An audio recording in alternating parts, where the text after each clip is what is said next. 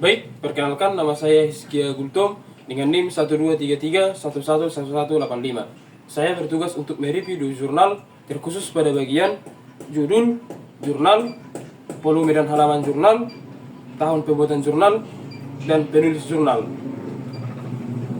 Baik, perkenalkan nama saya Novaria Sinura dengan NIM 12311111046.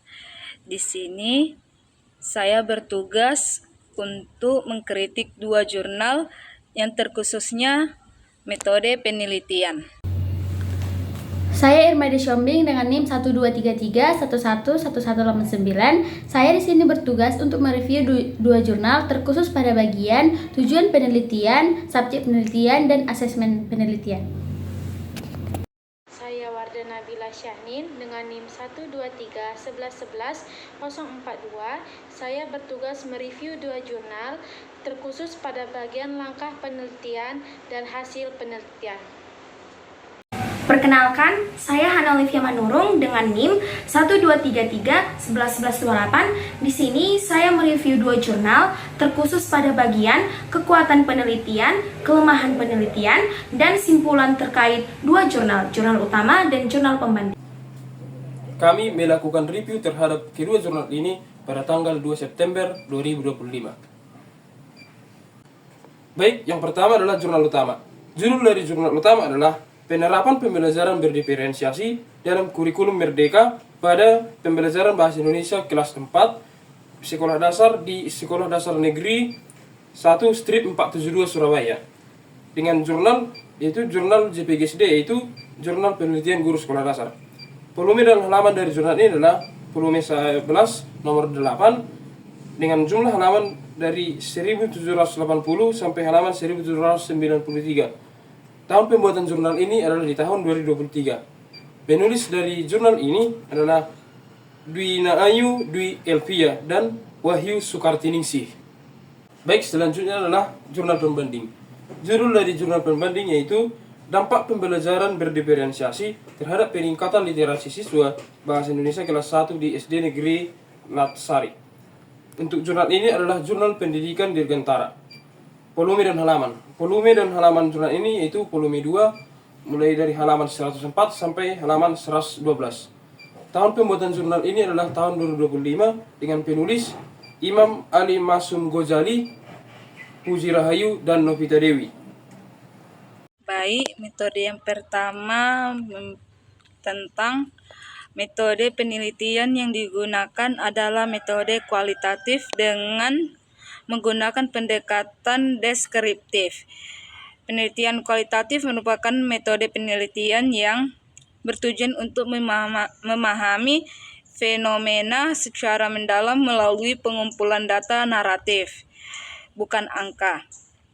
Menurut Bondan dan Taylor, penelitian kualitatif menghasilkan data deskriptif berupa kata-kata tertulis atau lisan dari orang dan perilaku yang diamati.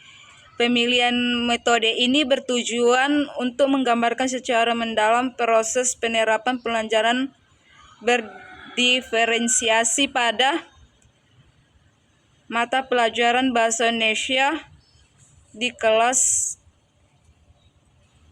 4 SD Negeri Lakarsantari 1472 Surabaya. Penelitian mengumpulkan data langsung dari lapangan dengan melibatkan guru dan siswa sebagai objek penelitian. Metode ini dipakai karena mampu memberikan gambaran nyata dan menyeluruh tentang bagaimana pembelajaran berdiferensiasi dilaksanakan, strategi apa yang digunakan guru, serta bagaimana dampaknya terhadap siswa.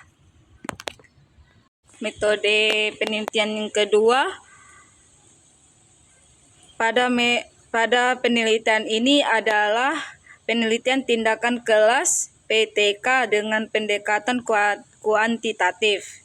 Dilaksanakan dalam 2 siklus, yaitu siklus 1 dan siklus 2, masing-masing pertemuan. Yang pertama, untuk tujuan penelitian. Pada jurnal utama, tujuan dari penelitian ini adalah untuk mengkaji lebih lanjut bagaimana pelaksanaan pembelajaran berdiferensiasi pada pembelajaran bahasa Indonesia, serta bagaimana dampak pembelajaran berdiferensiasi pada pembelajaran bahasa Indonesia untuk peserta didik kelas 4 SD Negeri Lakar Santri, Surabaya.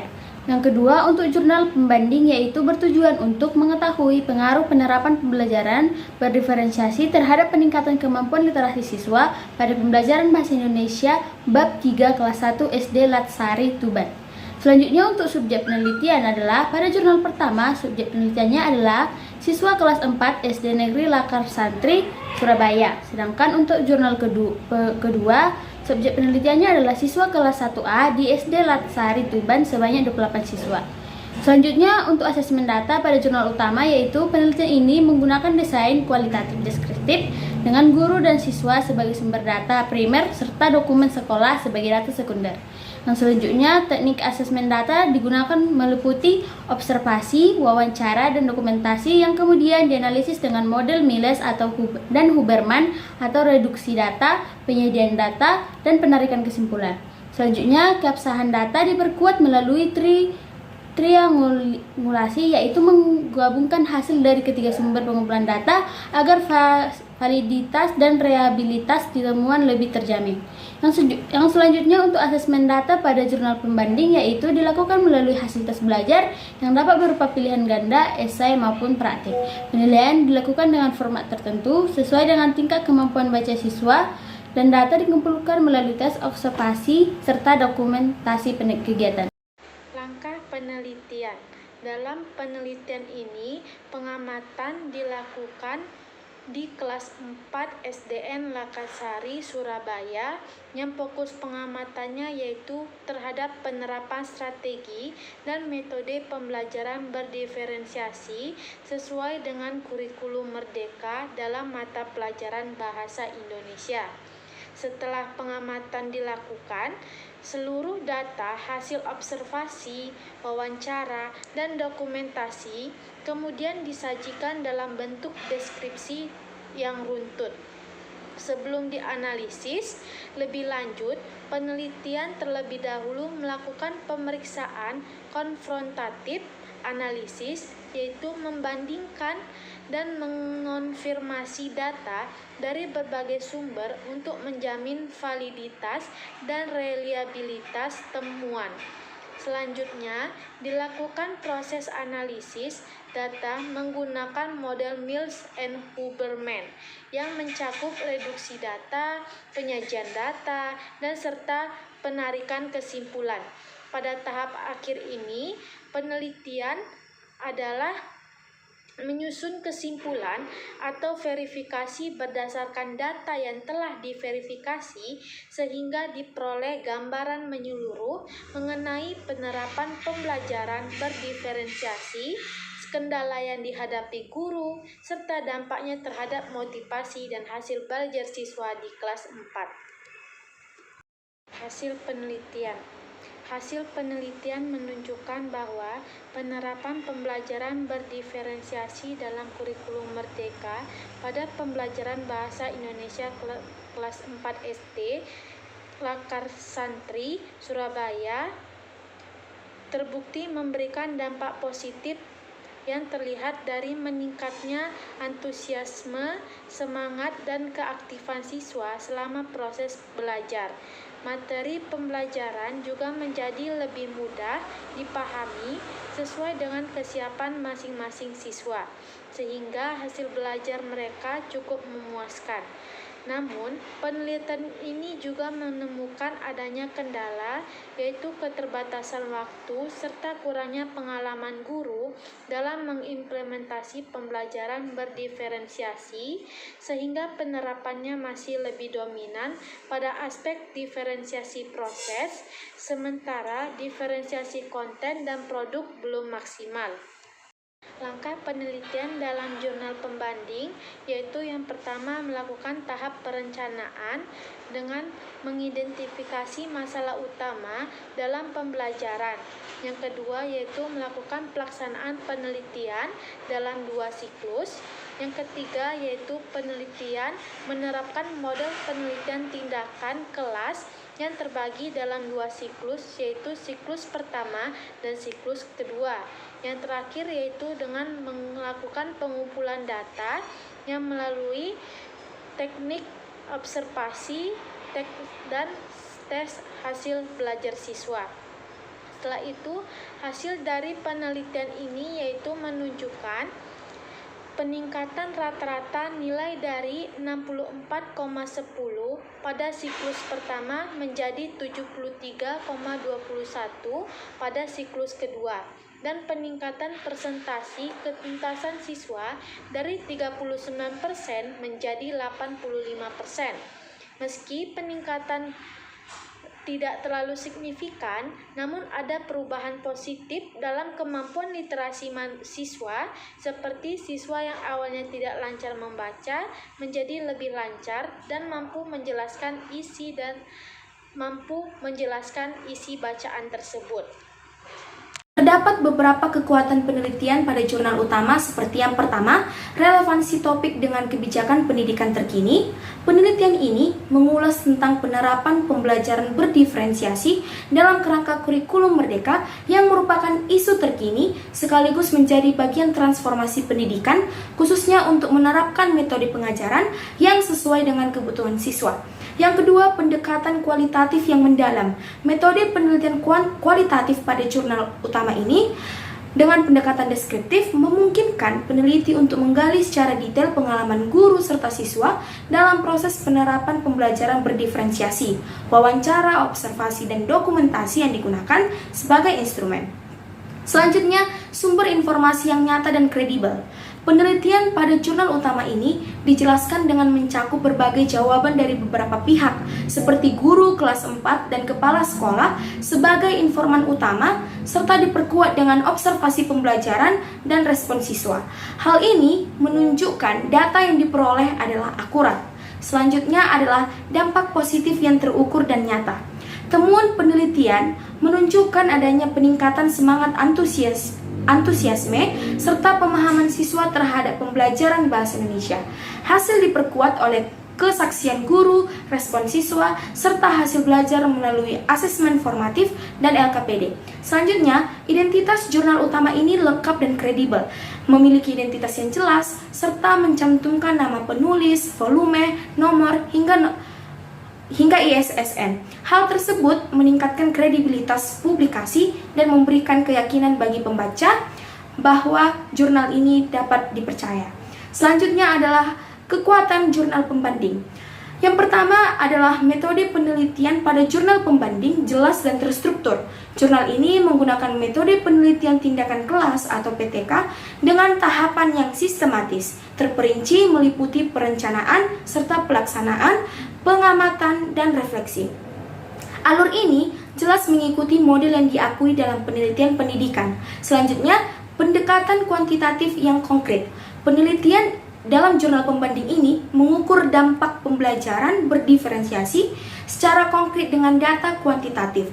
Hasilnya berupa peningkatan rata-rata nilai siswa dan presentasi ketuntasan belajar siswa dari siklus pertama hingga siklus kedua. Data ini memberikan bukti yang terukur serta mudah dipahami. Selanjutnya, fokus penelitian yang spesifik. Penelitian ini berfokus pada masalah yang sangat spesifik, yaitu peningkatan literasi membaca pada siswa kelas 1 SD. Hal ini menjadikan temuan penelitian pada jurnal pembanding ini sangat relevan dan dapat diterapkan dalam konteks yang serupa. Selanjutnya, identitas jurnal pembanding ini lengkap, terdapat kesimpulan yang jelas, yaitu kesimpulan pada jurnal ini memberikan gambaran garis besar mencakup seluruh pembahasan pada jurnal pembanding ini. Selanjutnya, Struktur penulisan yang rapi. Struktur penulisan yang rapi disajikan mulai dari abstrak, pembahasan, metodologi penelitian, hingga kesimpulan. Selanjutnya ada kelemahan penelitian pada jurnal utama dan jurnal pembanding. Yang pertama, jurnal utama. Penelitian bersifat subjektif karena dari para narasumber yang beresiko mengurangi objektivitas hasil penelitian. Selanjutnya, keterbatasan lingkup dan generalisasi penelitian. Penelitian pada jurnal utama ini secara spesifik hanya berfokus pada implementasi pembelajaran berdiferensiasi di satu sekolah, yaitu SD Negeri Lakar Santri 1 Surabaya, dengan subjek penelitian yang terbatas pada guru dan siswa kelas 4. Temuan dan kesimpulan yang dihasilkan tidak dapat digeneralisasi atau diterapkan secara luas ke sekolah-sekolah lain. Selanjutnya ada hambatan waktu yang membatasi efektivitas penelitian. Salah satu kendala signifikan yang diidentifikasi adalah keterbatasan waktu. Jurnal ini mencatat bahwa proses pembelajaran berdiferensiasi menuntut alokasi waktu yang jauh lebih banyak bagi guru untuk memvariasikan materi dan memberikan bimbingan sehingga menjadi tidak optimal. Selanjutnya, kelemahan pada jurnal pembanding. Terdapat beberapa kelemahan pada penelitian di jurnal pembanding. Yang pertama adalah peningkatan yang tidak terlalu signifikan. Artinya, meskipun ada peningkatan baik abstrak maupun kesimpulan jurnal secara eksplisit menyatakan bahwa peningkatan kemampuan literasi siswa tidak terlalu signifikan. Yang kedua, keterbatasan lingkup dan generalisasi. Penelitian hanya dilakukan di satu sekolah, yaitu SD Negeri Latsari Tuban, dengan 28 siswa dari satu kelas saja. Jumlah subjek yang sangat terbatas ini membuat hasil penelitian sulit untuk digeneralisasi atau diterapkan pada populasi siswa yang lebih luas. Selanjutnya, durasi penelitian yang singkat. Penelitian yang hanya dilaksanakan dalam 2 siklus, di mana setiap siklus hanya terdiri dari 1 pertemuan, durasi yang sangat singkat ini akan berpotensi mempengaruhi keabsahan hasil karena peningkatan yang terjadi mungkin bersifat sementara, tidak berkelanjutan dalam jangka panjang.